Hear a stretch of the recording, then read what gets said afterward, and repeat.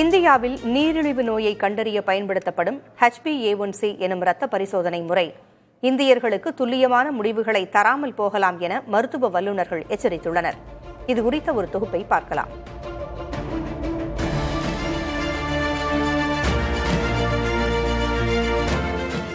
இந்தியாவில் சுமார் 10.1 கோடி மக்கள் நீரிழிவு நோயால் பாதிக்கப்பட்டுள்ள நிலையில் HbA1c எனும் இரத்த பரிசோதனை முறை இந்தியர்களுக்கு துல்லியமான முடிவுகளை தராமல் போகலாம் என்று லான்செட் இதழில் வல்லுநர்கள் தெரிவித்துள்ளனர்.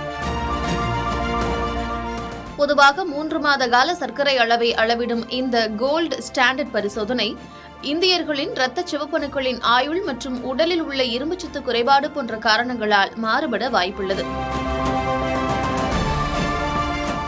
தென்னிந்தியாவில் நடத்தப்பட்ட ஆய்வில் ஒருவருக்கு சர்க்கரை நோய் இருப்பதை இந்த பரிசோதனை முறை சரியாக காட்டவில்லை என்பதும், மற்றொரு ஆய்வில் இது தவறாக அதிக அளவை காட்டியதும் தெரியவந்துள்ளது. எனவே வெறும் HbA1c பரிசோதனையை மட்டும் நம்பியிருக்காமல் OGTT சோதனை மற்றும் அவ்வப்போது சுயமாக சர்க்கரை அளவை சோதிக்கும் முறைகளையும் பின்பற்றுமாறு மருத்துவர்கள் பரிந்துரைக்கின்றனர்.